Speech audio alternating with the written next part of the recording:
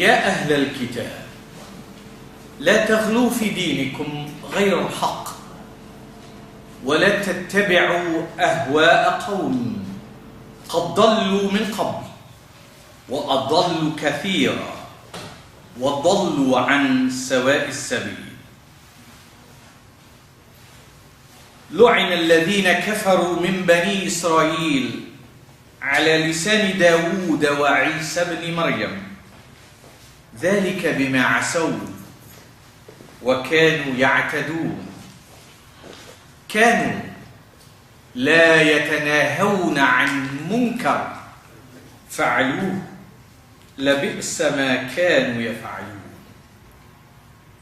Esteemed sisters and brothers, dearest audience, viewers, listeners, Assalamu alaikum wa rahmatullahi wa barakatuh. We are once more very privileged, and it is highly commendable on our part that some have traveled long distances, brave not only the inclement weather, but the roughness on the road in terms of traffic and construction, and travel miles or kilometers to reach here today. I always sincerely admire such human efforts, and I sincerely hope, and as we say, pray, that our coming together and all the sacrifices we make will not be in vain. These quotations of the Qur'an that I introduce my revision today with myself, and as usual I've always asked you to consider, is taken from chapter 5, Surah Ma'idah, verses 77, 78 and 79. And you will recall over the weeks we have been touching on a very significant issue of our lives, and that is the uniqueness of Allah's sovereignty, not adulterating the sovereignty of Allah, not taking human gods, or not taking some spooky, ghostly, unnatural, unexplicable concept or being as responsible for our future, not allowing humans like ourselves, don't matter how high they have climbed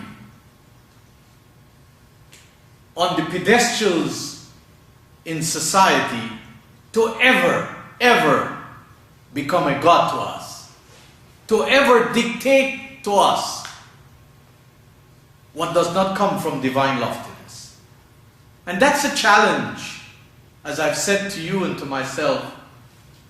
In my little life, in my humble travels, I find that as the stumbling block to the progress, the advancement, the reformation, the reconstruction, the growth, the development, and the empowerment of peoples, even people who use the name religion, and who might be very sincere deep down in their hearts. But it is not possible from one corner of the mouth to speak about God and His loftiness, and the next corner of the mouth to be submitting to just the opposite of what this God is all about.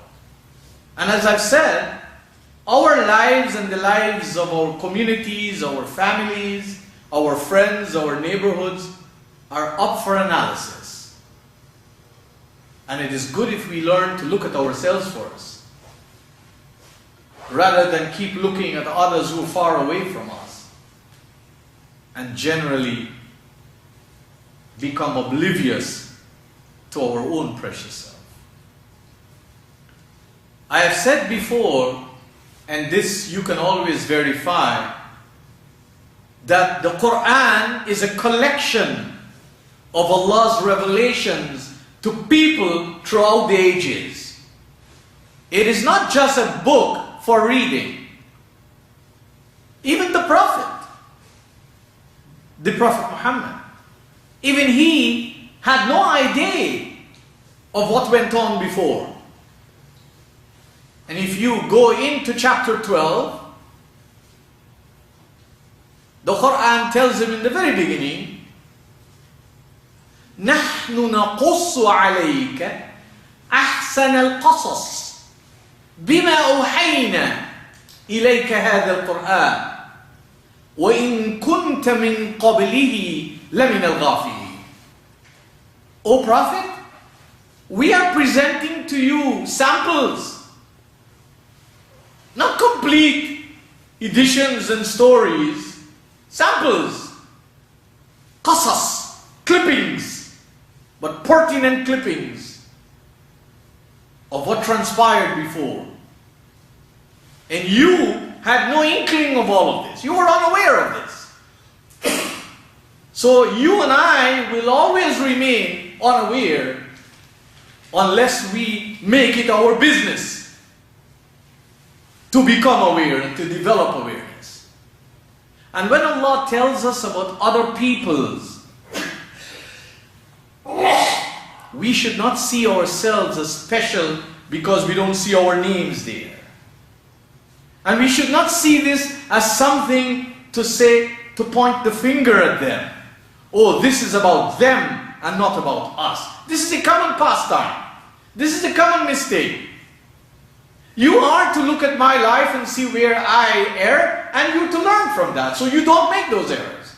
And I'm to look at your life and see where you have erred, and to learn from that, so that I don't make your mistakes. In the same way, we are to look at the lives of one another and to see what is uplifting, what is positive, what is enhancing, what is empowering, what is useful, and take that. And that's what is the foundation given to every human being and every community.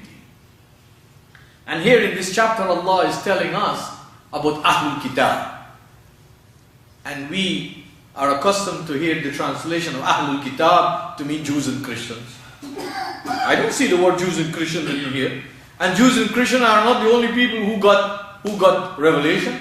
Ahlul Kitab means, people, nations, communities who have gotten guidance from Allah. And there is not a people who can say, you know what? I'm living on Mars, therefore I didn't hear any message. All communities of the world have received windows of opportunities to gravitate towards divine loftiness or to continue down the lane of stagnation and self-destruction. Because this God is a merciful, compassionate, just, and fair God.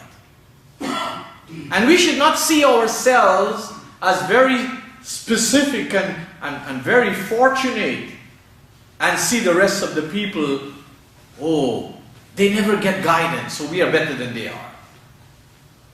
The Qur'an tells us in this chapter 5, verse 77, and it told the Prophet in a form of an imperative.